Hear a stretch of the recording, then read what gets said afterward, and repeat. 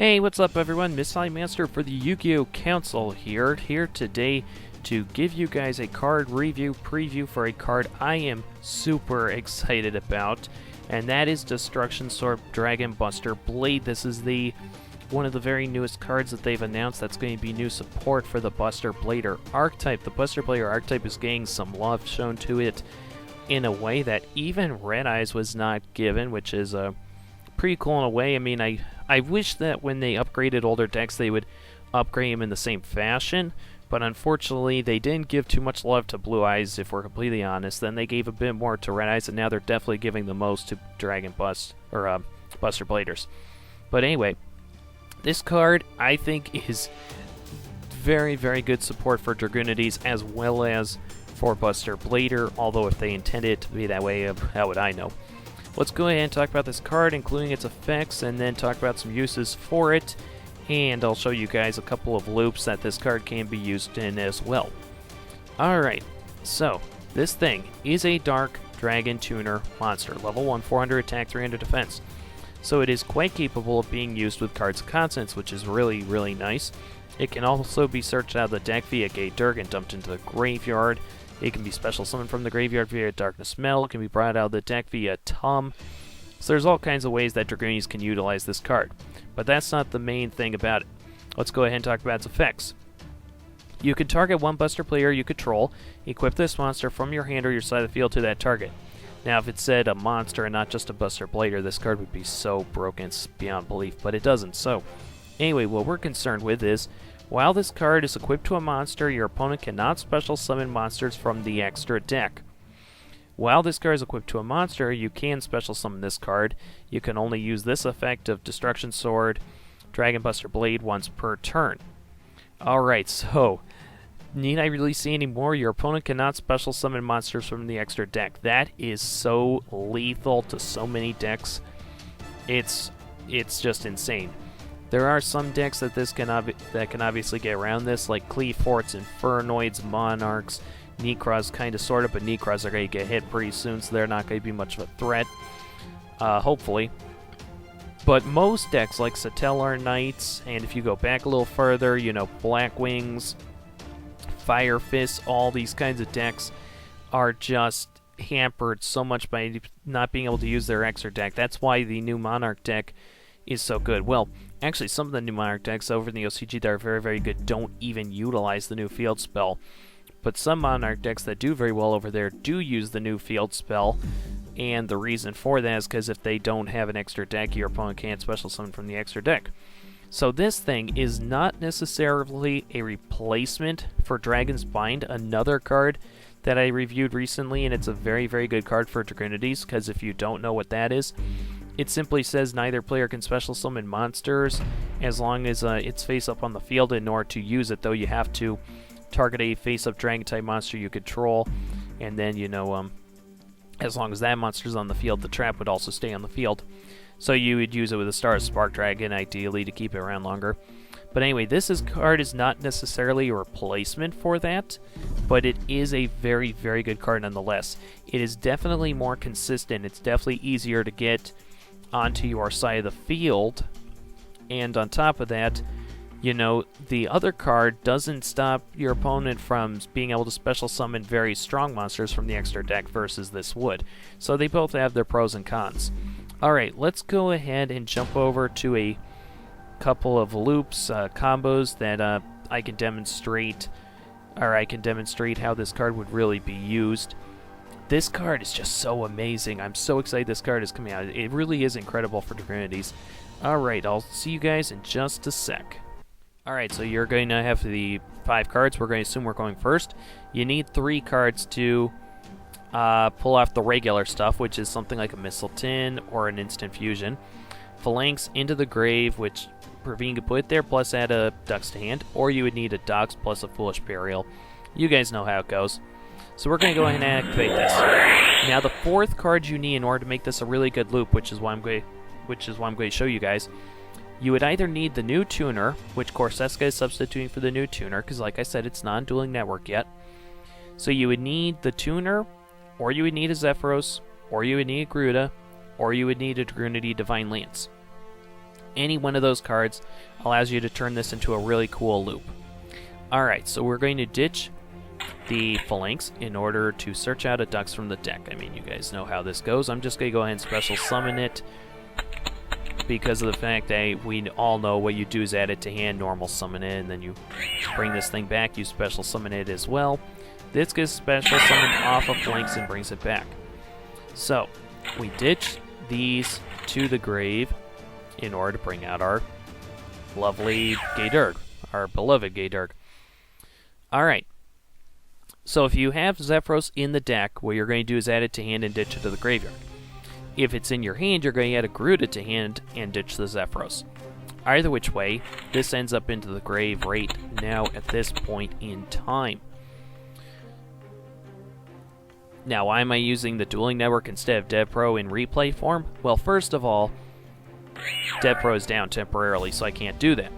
Second of all, I actually like how the Dueling Network allows me to show you guys loops and combos at my own pace. I can rewind if I need to and stuff like that. I don't have to constantly be pausing the video and having most of it go at supersonic speed.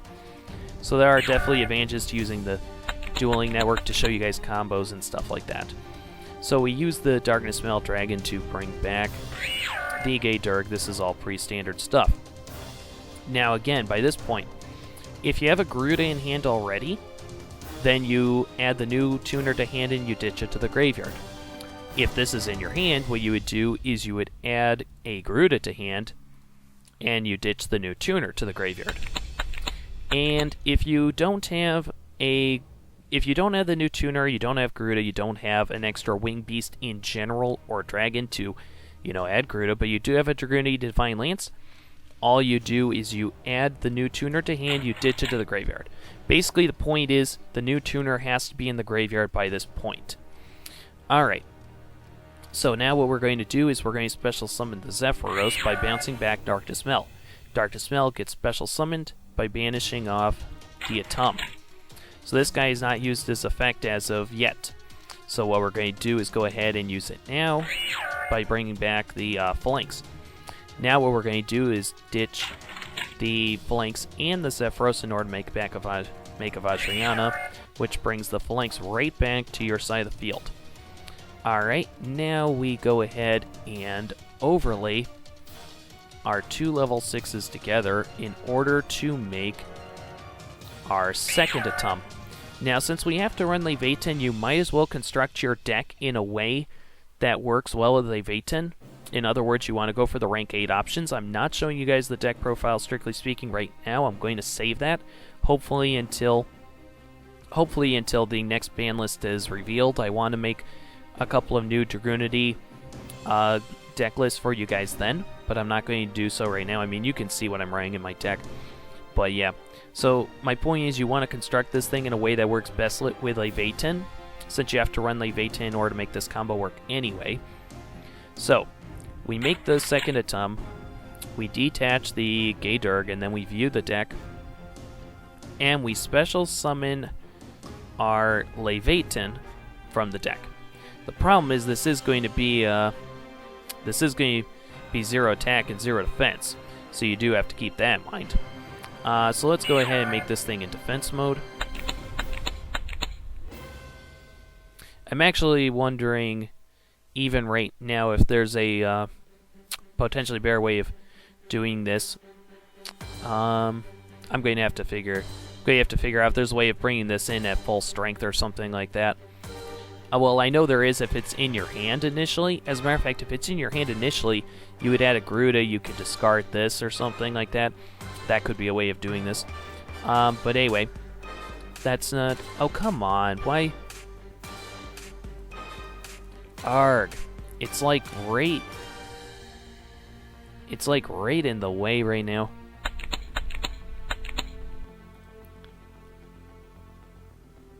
Okay. We're going to have to put it back into the deck so I can view the deck and... Okay. Fine, this is how we have to do it. We have to get around it because of the fact that the option to put in the spell and trap card zone was up here above the recorder and I can't reach up there. So anyway, When this thing is special summoned, you go ahead and equip a Dragunity Corseska to this. Because if you read this effect over here, let me see if I can navigate over there without going over any other cards. You can select one Dragon-type monster in your graveyard except for Dragunity Armor Leviathan and equip it to this card. Alright, so what this will do is now you equip this onto this. This has 0 attack and defense again, remember? Okay, you're going to special summon the ducks here, or not ducks, the Garuda. By banishing off something, we're going to banish the ducks in order to bring this out. Now we're going to ditch the Garuda the Wind Spirit in order to bring out the Vajrayana, right? Which brings back the Phalanx, of course. We get rid of both of these. We special summon something here. We're going to do the Stardust Spark Dragon. Because what this allows you to do now is you can protect this thing from being destroyed once per turn. This thing stops your opponent from special summoning from the extra deck. You also have the Darkness Spell on board. You have the Heretic Dragon King of Atum on board. Even right now, I'm wondering if there are other variations of this loop I can do where this thing is at full strength, so it's not so susceptible to being destroyed, though. But yeah, that's one loop I immediately thought of. Now, if you don't have the ability to do a Garuda or something like that, it's still simple. All you do is you use the Dragunity Divine Lance on something like the Gay Dirk before you overlay it into your second Atum. You use the Divine Lance, bring out Phalanx, and put it in your extra monster zone, and then you go ahead and overlay, and you use the Zephyros along with the Phalanx to go ahead and go into, oh no, actually, it doesn't work out quite that way. I wonder if I should actually just back up and show you guys how to use that. Yeah, I'm going to pause the video here, and I'm going to reset the field to a point where you guys can see how to use Dragunity Divine Lance if that's what you have in your hand. Alright guys, I've got the field set back up to where we would be if we didn't have any of those other things, except I forgot one thing. So let me go ahead and add the Dragunity Divine Lance to hand. Alright. Now, I'm not sure if this is going to clog up if I use immediately right now. I don't think it will. Yeah, I don't think so. So, we got these on the field. This has no overlay units, but this is the first Atum you brought out. So, you used your first Gay Dirk to put the Elite into the grave, second to put your Corseska into the grave when it was brought back via Darkness Mel. Now, what we do is we special summon the Zephyros by putting this back into hand. We bring that out by banishing off this. Now, do I have? Yes, I have the Mistletoe in there. Good. So what we are going to do is go ahead and use this thing on this. And then what we're going to do is go ahead and bring out the Phalanx here. Now, I'm wondering if this can go down exactly the same way? I don't know. So we're going to bring this thing out, and then what we're going to do is use Darkness Metal, go ahead and special summon the Mistletoe. So yeah, you might be able to do this a different way, but oh well. If you see multiple ways of doing this, that's a good thing to know. So what we're going to do is overlay these two over each other. As a matter of fact, let's see. We could have made that. Actually, let me put that back in the extra deck, guys. Sorry if I look a little bit disorganized here, but I'm thinking. Let's see. So we brought that out, so let's bring this back out in attack position. Let's actually ditch this thing to the grave. Special summon this in attack position. So we can use these two. Yeah, this is actually the better option, guys. This is going to be the better option. We're going to overlay these two here and go into our second Atum. I was going to bring back the Mistletoe as you saw it, go into this in that way, but this is actually just straight up better. So we detach the Gay Dirk here, and then we bring out the Leviathan again in defense mode. And that will allow us to... that's still annoying how it's not allowing me to, where it's not quite aligned right to do that. Anyway, we equip this onto this, right?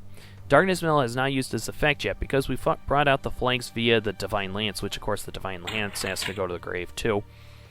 But anyway, so we use Darkness Metal to bring back the Gay Dirk. Gay Dirk's going to use his effect for another time, which would not have happened if I had taken us down the road I was originally going to. Now, if you run Harpist, you could ditch Harpist here. As a matter of fact, maybe I'll put Harpist back in for that reason. Maybe, I don't know what I would take out for it, but maybe I'll put the Harpist back in. But since we don't have Harpist, what we're simply going to do is search out another flanks, ditch another, put another flanks into the graveyard. And then what we're going to do is to the grave with you, to the grave with you, and once again we special summon out the Stardust Spark in attack position. So hopefully that was clear enough. So the thing is that, yeah, with a 4-card combo, what you can do, 1, 2, 3, 4, 5, 6. So strictly speaking, you go +1. No, I mean technically, strictly speaking, you go +2 because this equip card counts as a card on your side of the field. So you have 7 cards right now as opposed to the 5 you start off with. I personally very rarely count cards that are equipped on the monsters because of the fact that as soon as the monster itself leaves, this thing leaves. So I kind of don't count equip cards. Maybe that's a flaw in my reasoning.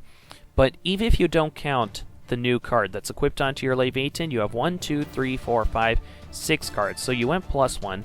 You have the Dark Smell, you have the Atum, you have Stardust Spark, which can protect your Leviathan, which can stop your opponent from special summoning. Now what I'm going to do is go see if I can find a loop of some sort of combo that can allow you to bring this out easily at full strength. Because that'd be really cool if I could bring this thing out at full strength. Yeah. That's going to do it for today's video, guys. As always, comment, rate, subscribe. Take care, and I'll see you all next time.